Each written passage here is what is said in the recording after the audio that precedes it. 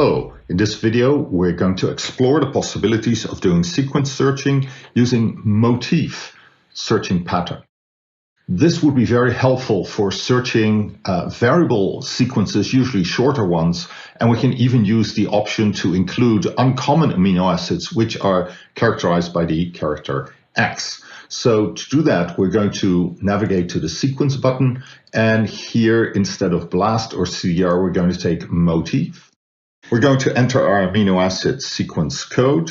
So here at the seconds position, we will have the amino acid X, which represents any uncommon amino acids. And then we have the possibility with square brackets to indicate that at the fourth position, we have either threonine or we have serine as the two options for the amino acids. And we use the same for position 6. And then we have P, Q, and Y as the last amino acids.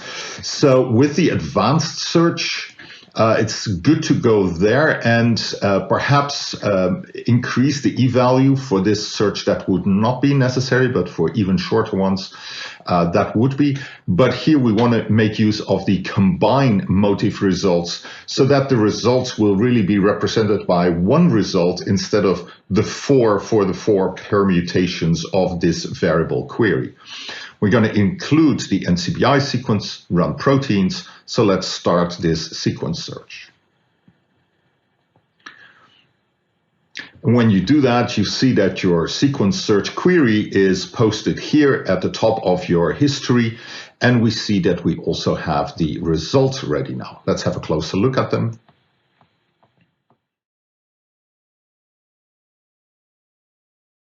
So here we do see we have the full 100,000 results that the system was able to provide. And we can start by looking at the possibilities of sorting. This is sorted by alignment identity. So we see that's a perfect match here. What we can do is make sure that the sequence length, putting in a query with 9 amino acids, retrieves also very long peptides. And we're going to cut this short to peptides that would have a maximum of 20 amino acids. So we're going to click apply and see what that does to the number of results.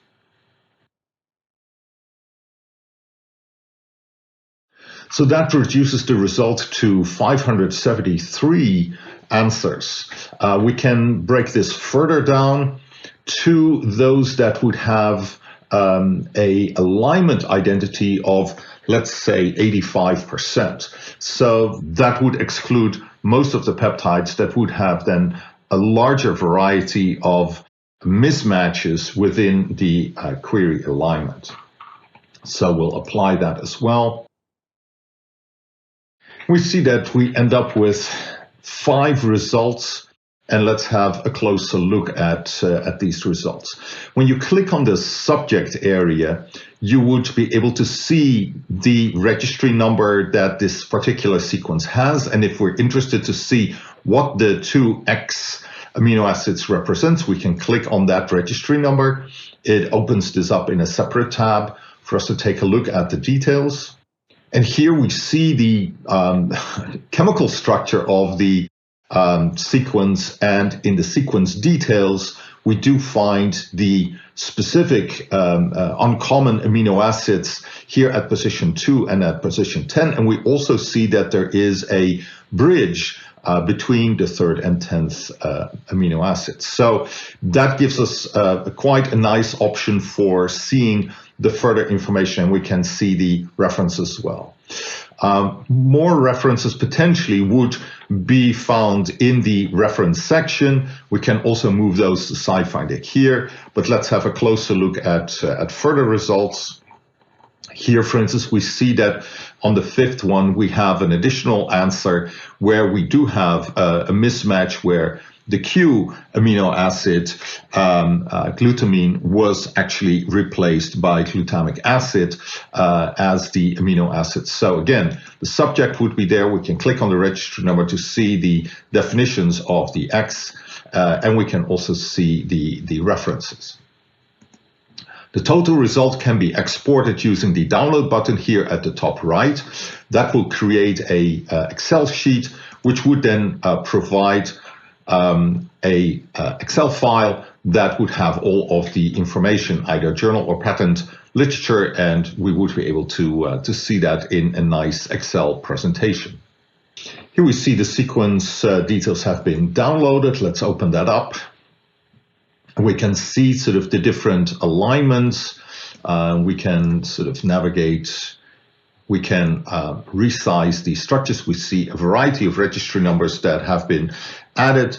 We see accession numbers of the references, as well as PubMed or Medline references, NCBI identifiers, and then also the number of patents that have been signed up with potentially the sequence IDs. Further details are provided in terms of e-value, blast scores, etc., and the alignment identity. So a very compact way of reviewing the alignment details along with the sources of the data that we have. And again, we can go back to our sequence results and look at all of the patterns that this particular set of sequences represent by clicking on this reference button.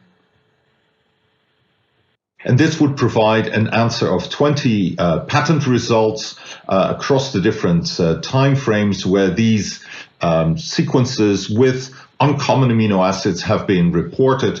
And we can, for instance, take a look at the concepts for seeing the further context, the applications, or maybe the organizations that have filed these particular patents. And with that, we can navigate through these results further on what applications we can find for these particular sequences.